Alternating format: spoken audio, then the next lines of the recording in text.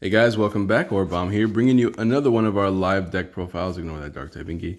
Okay, shout out to all my Malamar lovers out there, because we are going to be doing a deck profile of updated Mally spread. There's not too many new cards in here, like 2 or 3 probably, but the point of this deck, the point of playing this right now is that I'm excited. I think Malamar gets incredibly good after Cosmic Eclipse. The biggest issue with Malamar right now is that it has a hard time closing out games, especially in best of threes. So now, thanks to access to Great Catcher and stuff like that, we are able to we'll be able to take out knockouts a little bit more easily, and which will help us win the game faster than before.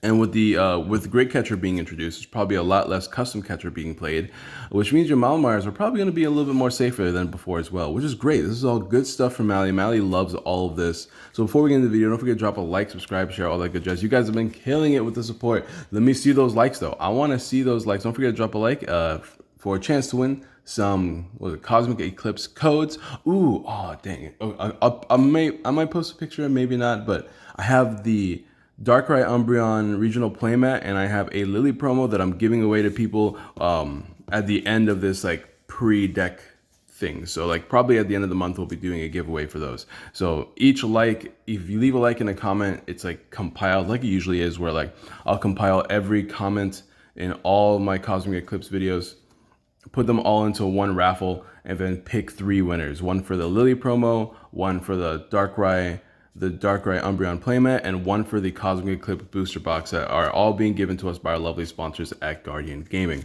Now, I'm thinking we're just going to get right into this. I can't think if there's anything else I want to talk about. So yeah, we'll just hop right into this. We are playing 4-4 Mally as usual. So a lot of you guys know that I'm in like crazy, super crazy debt right now because of medical issues and school and stuff like that. So I actually sold, which is the hardest thing for me to do ever. I sold my max rarity Malamar deck, which sucked so bad. So I don't have Malamars anymore. So I had to actually find these off a friend, and we only found 3 Inkays and a random dark Inkay. So we're using that as a proxy. Don't worry about it. It's just Inkays. Shout out to John, by the way. He was on that record with me and let me borrow these Mallies. So shout out to you, John. 4-4 line of Mally, because that's what you do when you play Malamar. Let's see. 2 Jirachi and 2 Giratina, because that's also what you do when you play Malamar. I know people like playing higher counts of Jirachi. People sometimes don't even like playing Jirachi at all. I think Jirachi is still like one of the best cards you can play. You have like, you pivot a lot in this deck, and it's just, Jirachi is just good. It's just so good. And as far as our one-ups go, here's where we have some new stuff. First of all, Espeon Deoxys, as usual. Nothing crazy there. God, like, there's so much glare right here, but whatever. You guys can deal with it, right? I believe in you guys. You guys are all strong and smart and loyal.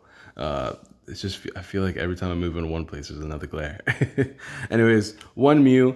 Mew is actually just good in general. I honestly, if I had space, and I'm probably going to talk about this right now, 1 Esper. I don't think I want to play Esper anymore after testing this deck. So maybe you can cut the Esper for a second Mew, because Esper is cool and all, but like Mew's Psy Power is so good in the early game for early pressure, combined with Spell Tag, and of course you have the ability for Reshiram and Pikarom. So it's just a good card. What can I say? Maybe I play 2 Mews. For the time being though, playing Esper. Esper is still good, don't get me wrong. Just being able to capitalize on the spread damage you've done. But thanks to Great Catcher, it feels less useful, but it still wins you games, because you are doing double the damage more to what they have damage on the bench already. It's just my fear of the access of Mew in the current standard that makes me kind of questionable about playing Esper. But Esper is still an incredibly strong card in this deck, so I'm still playing it for now, but it's an option for you in the future if you want to cut it and maybe play a different card. And of course, we have 1 of the brand new Blacephalon. This card is crazy. It's an Ultra Beast, which is cool. You can play this in a lot of different decks. Honestly, I was thinking about testing this in Blacephalon GX just for fun. Maybe see if it does anything. A little bit of fun here and there. But it has 110 HP, 2 retreat cost, so stats are pretty boring. But its attack does 4 damage counters. It's like Mew. It does 4 damage counters anywhere you want. It is 2 energies instead of 3. And it needs a Psychic, which is a lot less powerful than Mew. But if your opponent has exactly 3 prize cards remaining, you can put 12 damage counters anywhere you want. You thought Espeon Deoxys was good. That does 10 for a GX attack. This does 12 under specific circumstances that you can pretty much control because you have access to Muse to stop them from taking multiple prizes a lot of the time. And you're a one prize attacking deck. That is crazy. 12 damage counters, that's so good. Combine that with your spell tags, maybe Mew doing some side powers here and there, attacking with Girautinas. It's really, really good in this deck. Only a 1-up for now. Once again, if you want to cut an Esper to play a second one, that's fine. I only use this on the 3-turn and only the 3-prize turn. So honestly, the attacking for 4, that's why I'd rather play a second Mew, because doing it for a single energy while putting 3 damage counters anywhere you want is just as good. It's better, honestly. But that's it for the Pokemon line. I'm excited about this. I'm excited to test this out even more. And yeah, let's go ahead and move on to the trainer. This probably is not going to be a long video. Let me decline that real quick. All right. Ooh, what is this? Why are you all the way up here? What are you doing up here? Where? Oh, here they are. That's right. I was very confused. That makes more sense. And let's go right here. Sure. All right, trainers. You guys already saw them, but it's fine. We got, of course, standard dot deck. 4 treasures and 4 Pokecoms because you are playing Malamar. I am a believer in the Acrobike build. I always have been and I always will be. I think Acrobike is the best way to play this. Now that we have Great Catcher, that let you discard any 2 cards from your hand and pull up a GX from the bench to the active, you don't really need to worry about playing custom catchers anymore. Not to mention, this deck never really had the space to play custom catchers to begin with. So now that we have access to Great Catcher, this deck feels like just swims along a lot better.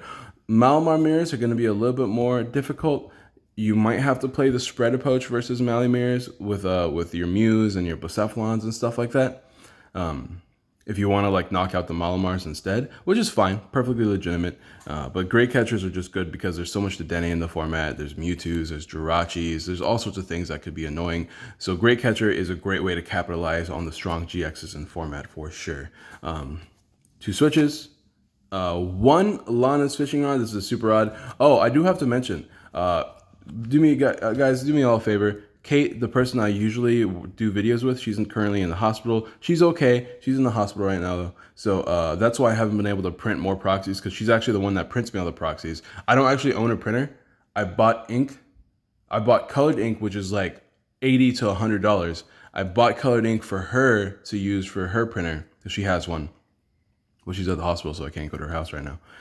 So I haven't been able to print more proxies, which is why you're seeing like for instance, in the Reshizard, we use like a promo Charizard as the alternate artwork, as opposed to the Break Zard that we were trying to do. And here we're using Super Rod instead of Lana's Fishing Rod, but they're similar. I figured you guys could do it. Lana's Fishing Rod lets you shuffle back in a tool and a Pokemon from your discard pile into your deck. That means you can reuse a Mew if it gets knocked out, Bucephalon if you have to discard it, spell tags. Honestly, Lana's Fishing Rod might be a higher count in this deck. But I like having 2 of counts of Pokemon instead of 1 of counts and reusing them as Super Rod only because of pricing, which is why I would like to have 2 Mews. So I do like Super Rod a lot in this deck, or Lana's Super Fishing Rod a lot in this deck. If we could make space for more, that would be great. But I can't see myself cutting Acrobikes just because of how important the card is for helping you get through your deck. There's a lot of times where you're just stuck because, you have high counts of Pokemon, and those Pokemons don't draw you cards, and drawing cards is what you need to get everything and stuff like that. And of course, one reset stamp. Now, I know people are just like, why don't you just cut the reset stamp? It doesn't help you at all. But I honestly think reset stamp is one of the most important cards in the meta right now. There's a lot of having comeback potential in Malamar is really important. Because Malamar does go behind sometimes when you have slow starts. So I feel like you kind of need reset stamp. So that's it for the item cards. Well, almost, because we still have some tools.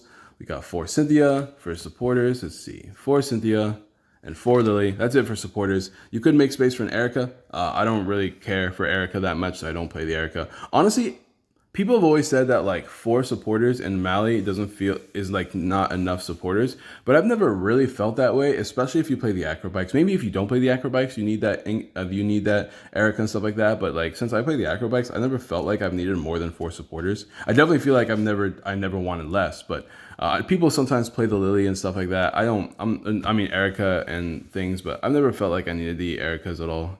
Why is it? I'm gonna have to move this. between recording sessions when I record Charizard. But you guys get it. As far as everything else, 4 spell tags, 2 escape boards, and 3 chaos. What was it? Chaotic swell, whatever the English word is for this card. Card's crazy good. Obviously, Lysander Labs is annoying for this deck, so being able to stop your opponent from playing Lysander Labs is pretty big, especially since you need that spell tag damage a lot of the time. You can maybe cut this down to 2, but you kind of need to find these, especially if your opponent does play Lysander Labs, which a lot of decks do because of Guardian, and Guardian probably gets better. The Guardian definitely gets better after this set releases, so there's probably going to be even more people playing Lysander Labs, and you don't want to be in the crossfire of that, so Chaotic Swell, great card. And then, of course, energies. I guess we'll move these so that we can make space for the energies. Energies is the only other issue I'm having with this deck right now, being that I'm not playing Viridian Force anymore, so I feel like I need more energies in this deck so I can find them earlier. As you guys saw in the best of 3, we actually spent the entire, like the last 4 cards of my deck were 3 energies and a spell tag in that really close game at the end, with 1 energy being prized. We spent the entire game, actually 2 energies being prized, right? We spent the majority of the game with only 3 energies to play with because we had 3 in the discard pile and 2 in the prizes. 3 in the deck and 2 in the prizes with only 4 cards left in the deck. So we were playing that game with almost only 3 energies, which is not enough energies, that's for sure. Maybe you can just kind of chalk that up to bad luck for sure. We did eventually get 1 off the prizes and we did win the game, but you can definitely chalk that up to bad luck. But it is still kind of insane to me that we were in that position. So maybe you want to play more energies. Maybe you want to play a forest as well. Maybe an energy spinner. You have a few options here and there. I don't really want to touch the energy count. I just kind of want to chalk it up to bad luck and move on. But you could increase the energy count to 8. To 9. I mean, honestly, just 1 more energy could be really big. But that's going to be the deck, guys. The deck is really, like, this is the cool thing about the 2 decks I'm profiling. It's very number centric. There's small cards you can add, there's small cards you could take out. You can make small changes here and there to make the deck more your play style. This is what I like right now, and I'm probably going to make changes as I keep playing, and I will be doing a lot of testing of Mally. I don't really own the deck anymore, because once again, these are mostly my friends' cards, but like, I just love the deck. Like, it's one of my favorite decks to take to tournaments. That and Blacephalon will always be like 2 of my favorite decks, and they've been my favorite decks for a long time, so like, I'm pretty good at playing Mal. I think I'm at a point where I'm pretty good at playing Malamar. So it'd be cool. Maybe I can just like find the cheap cards and build it again. Who knows? But anyways, that's gonna be the deck, guys. Don't forget to drop a like, subscribe, share all the good jazz. Let me know about all those things I talked about today. Answer a common question of the day. Oh, what is the common question of the day? Who's your favorite Ultra Beast? Mine's Blacephalon. I know a lot of people think Cake Pops is boring, but I just love the design of Cake Pop Boy. I think he's definitely my favorite looking one out of all of them. No, that's a lie. Naganadel is 100% my favorite Ultra Beast. It actually goes Naganadel, Poipole, Blacephalon. Those are my 3 favorites because I love the designs of them. I don't know why. I think Naga is just such a cool Pokemon. Like, it's weird because I'm not really into like those edgy, like metallic-esque designs at all. I'm really into like cute or like silly looking design Pokemon, but Naganadel, something about Naganadel, I think it's just because like he's all reliable, he looks adorable in the anime, things like that. I don't know, I think Naga's great. Anyways, let me know what your favorite Ultra Beast is in the comments down below. That's what this has become now. Drop a like, subscribe, share all that good jazz, and I will see you guys next time. Also, let me know what decks you want to see me play next. Anyways, I'll see you guys next time. Peace.